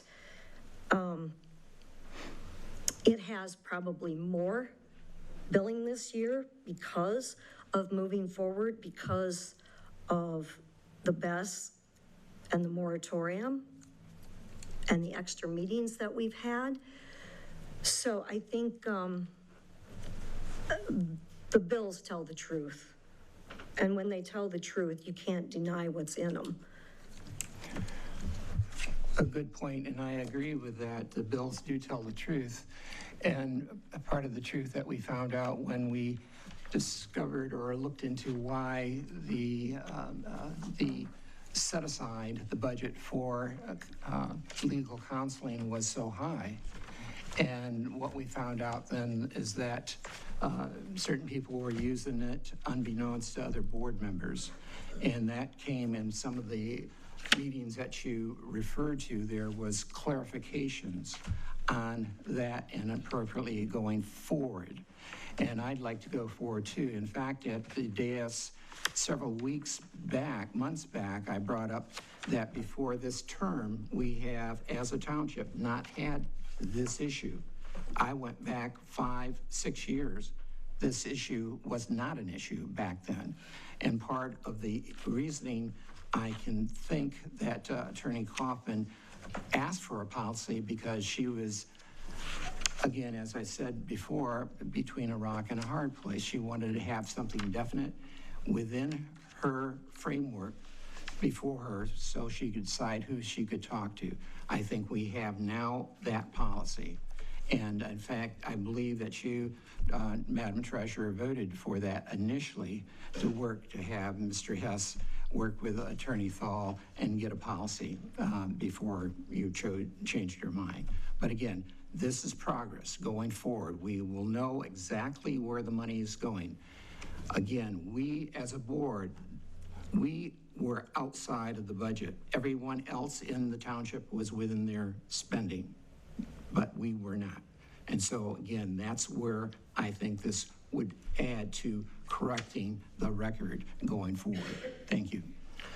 So, Trustee Pratt, if you mentioned that other board members would contact the attorney without other board members knowing, but then there's a meeting in here that us other board members don't know about, that we're still in the dark, and maybe if it's attorney-client privilege, Attorney Thal, maybe you could email us what that board meeting that 3 board members met with the attorney was about.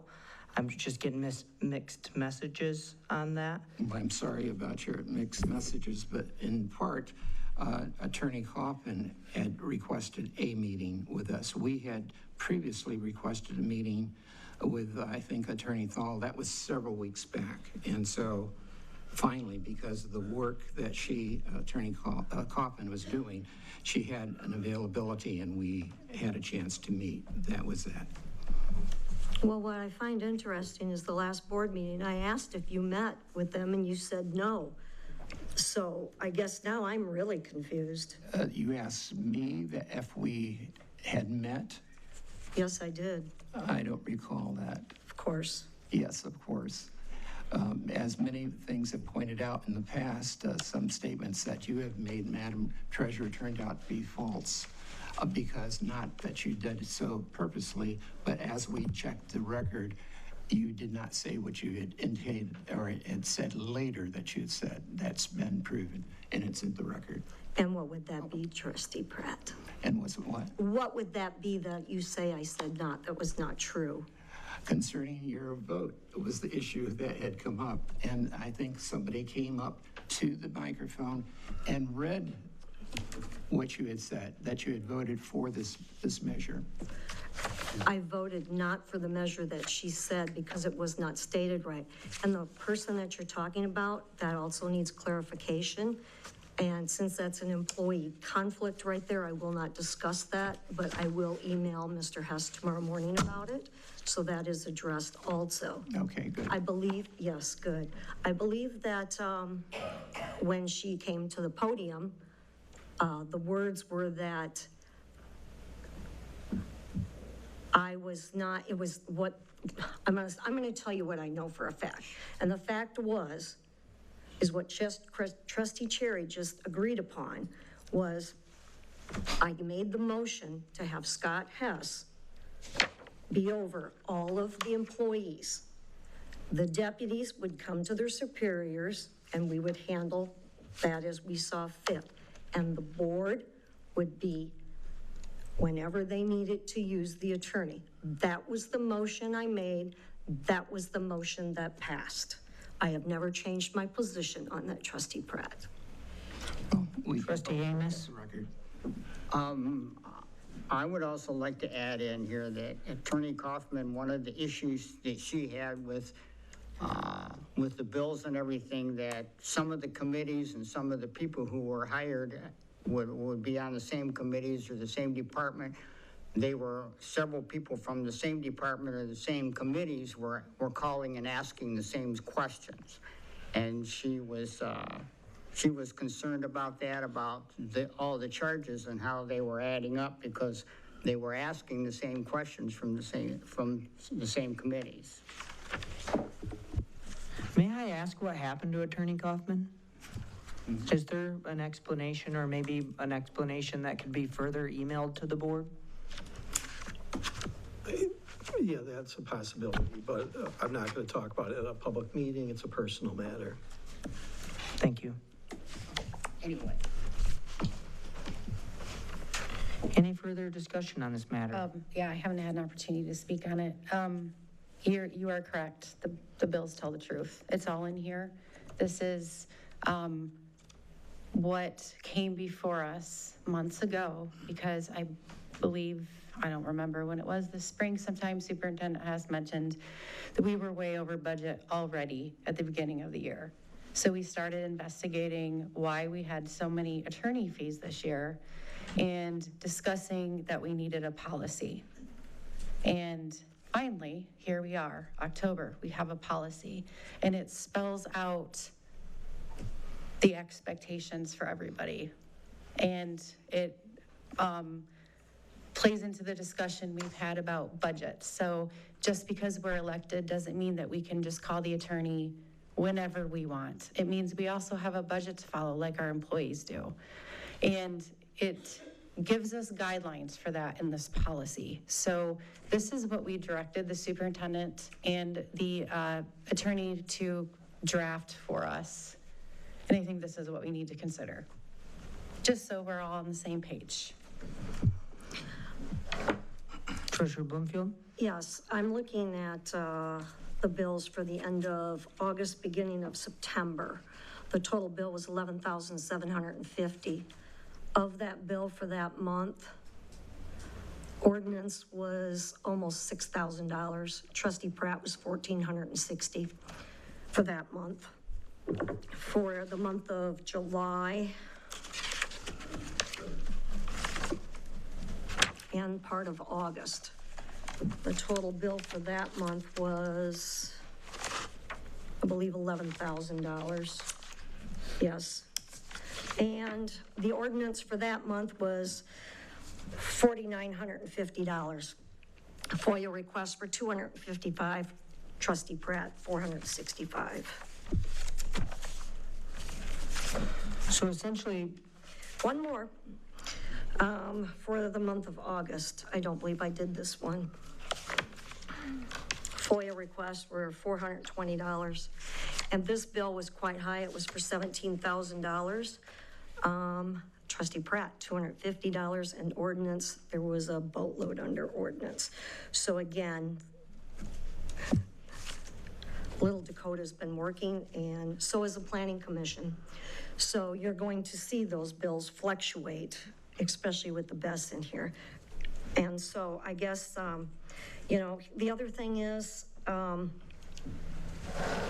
there were emails back and forth that this township board was all privy to, and the last one never was, between our attorney and Mr. Pratt. So I guess before we move forward, I would like to see what those emails were, because he never wants to bring them forward or talk about them. So, and maybe you want to call that client privilege, but you're a sitting board member, so. As you are. And Yes, I I am. think before, as far as this discussion, before Attorney Kaufman left, and with other things to do, she mentioned on the legal aspect of the billing that because of the consultations that we had with the attorneys in Grand Rapids. And she brought that up, so I think it's safe to say that I can bring this up at this time, but she brought it up before our board here, and the expense, which was expensive. I think going back for a little further, all of the members on the board, including you, Madam Treasurer, voted to bring Attorney White in for that investigation. So that came out to a total of somewhere around $44,000, thereabouts. Not going into the details what brought, but all of that can be laid at one doorstep within this board. And I'll let you guess on what doorstep that is. And I voted not to go into closed session with that, did I not, Mr. Pratt? That's your right. That was my right, but did that happen? No, it did not. I have nothing to hide from these voters. You may still, this board may still bring that all full. I have no problem with it whatsoever. Well, that's good to Bring hear. it on. That's good to hear. I believe I did make a motion to waive privilege, and it failed At that time, yeah. at that time. I'm sorry. The large expenditure in the report. Yeah. We did, since that's what we're talking about, I did make a motion to waive privilege so that could be viewed, Okay, and that motion failed. thank you. So, to the original motion of, after months and months of going on this attorney tangent, if you will, we made a motion. That was a pretty simple motion.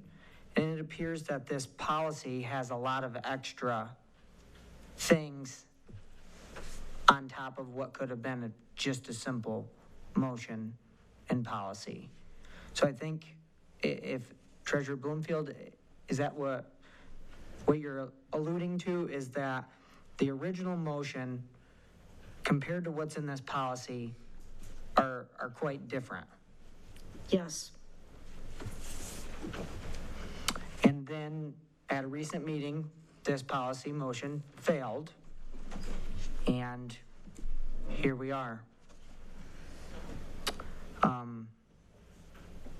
Any further comments? If not, I would like to move along to reports. I think we would like to maybe not move along just yet, please. Okay. I really would, it'd be very helpful to have those meeting minutes in front of us, because I do know that we had a staff member read what was in the minutes, and I did go back and watch it. And what was in the minutes is what was said in the motion. And that is what action was taken by the superintendent. So he did take action from that motion, and that is the result of this policy. And today, we have a right to vote again, and we do have a full board here. Last time, we had a trustee missing. So I do feel like it would be appropriate to take action this evening after all the hard work that has gone into this discussion. I agree. This policy is beyond that motion. I did go back and watch that motion, and this policy is far beyond the motion that was made. I would like to make a motion that we, as a board, accept the policy that is created by Attorney Thal and Superintendent Hess. Second. Motion made by Trustee Pratt, seconded by Clerk Beauchamp. Roll call vote? Trustee McIver? Yes. Supervisor Martin? No. Trustee Amos? No. Treasurer Bloomfield? No. Trustee Cherry? Yes. Trustee Pratt? Yes. Clerk Beauchamp, yes. Motion carried, 4 yes, 3 no. Moving along to reports. We have the quarterly investment report, third quarter 2025. Cash summary by fund, September 2025. Cash summary by bank account, September 2025. September 2025 CABA reports. Bills paid October 8th through 16th, 2025. September 2025 Sheriff's Report. Informational and future action items are FOIA requests. We're moving along to public comment. A citizen may state their name and address and may only speak one time for no more than 3 minutes. This time may not be given to another citizen to extend their time. The person speaking has the floor, and no other citizen shall speak during someone else's time. During this time, you will be making statements to the board without discussion from board members, but you are welcome to make an appointment with the supervisor or superintendent to discuss your comments further. Their contact information is located by the door. Please keep comments clean and respectful. Tammy Keeler, Celery Street. I knew something was up behind closed doors here when some of you weren't even included in some of these meetings. I think that you have the right to know what they were about. We want to know why Pratt went to the attorney all the time. Seems that tax dollars are paying for him. And we'd like to know what happened to Catherine. We really would. Because before Catherine left, she kind of threw Pratt under the bus and told us how many times Pratt had called her and how Pratt brought her. He just started sending them certified letters, emails and stuff like that. She basically told us that in one of the meetings. And I will find that meeting and I will bring it forward. I keep all the meetings on my phone, on my computer, but I will find it. She stated that's what he did. And these secret meetings you guys are having behind Ben's back, Sandy's back, Amos's back, what are these all about? They're the only good ones on this board. I'll tell you that right now. That's why we elected all of you in here. We are done with your backstabbing. We are done. And the rest of you just need to be recalled. That's all I got to say, because they're trying to make it better. You guys are just making it worse. So it seems that all that come out, how do you feel about that? She found out about your little secret meetings. And put on Facebook about me what you want, because I really don't give a crap. But you leave my friends alone.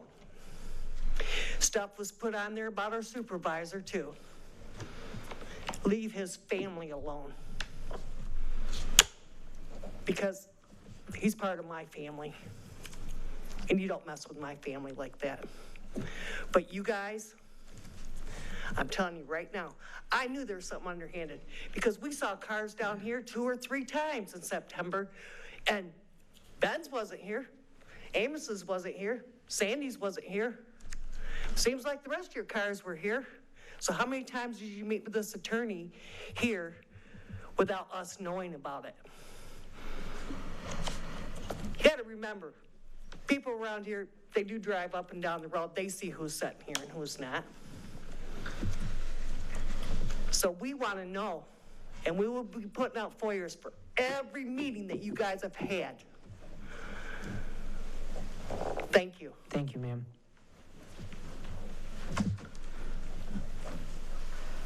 Karen Height. I made a promise to Trustee Cherry that I wouldn't call people out directly. However, I have to break that promise. I'm sorry. Please direct it to the board. Okay, to the board. Well, I'm going to direct this one about a board member, the clerk. At the end of that vote, and your look and your voice turning to our supervisor saying, it passed. You are so snarky, getting your way, and you do not represent me. You are a disgrace. And that's all I've got to say to you. I'm sorry, Ms. Cherry, that I had to break my promise to you. Thank you, ma'am.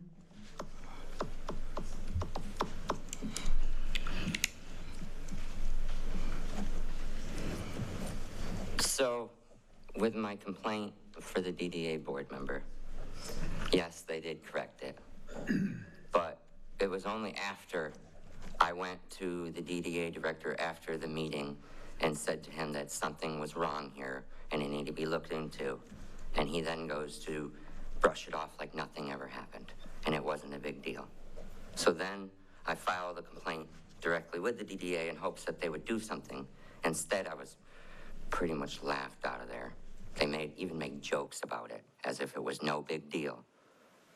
I don't know about you guys, but serving in an official capacity should be a big deal for all of you. And when somebody does wrong or breaks bylaws, brushing it on the rug isn't a precedent I would want to set. Unless the idea is if it's a precedent that you set, you don't intend on making yourselves accountable to that same precedent. Seems kind of messed up to me. I knew how the board vote was going to go. This board votes the same way over anything. Anytime any person that is not on the group of 4 doesn't like it, will not see a light of day. So I didn't come in here expecting it to be passed. I knew it wasn't going to be. I just was hoping maybe the shred of integrity this board might have might glimmer, but you guys failed again. Maybe one day we'll get the board right. I don't know what's going to take. Is it going to take a recall? Are we going to have to be forced to do that to you guys?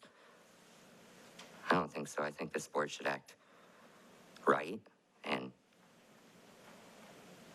encompass what the citizens want, not what you guys want as individuals. Going around the attorney bills, that's been a long, drawn-out subject. It's interesting to know that backdoor meetings were actually a thing when they were told they weren't.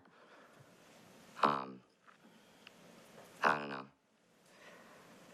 I've gotten a lot quieter with bringing up my comments because I know that everybody thinks I seem to make everything out to be a big deal, but accountability is a big deal, and this board lacks it entirely.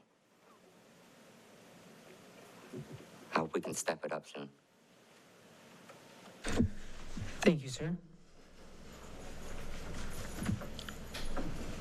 Any further citizen comments this evening? If there's no further comments, we'll be moving along to board members' comments. Trustee Cherry? There's no point. I'm good. Thank you. Thank you. Trustee Amos? I'm good. Trustee Pratt? I also am good, thank you. Clerk Bochamp? Nothing tonight. Trustee MacGyver? I'm all set, thank you. Treasurer Bloomfield? From the Planning Commission, we have an open public hearing for the ordinance for renewable energies, October 30th at 6 p.m. Anything further? Nope, that's all. Thank you. Another good meeting. Thank you, guys. This meeting is adjourned.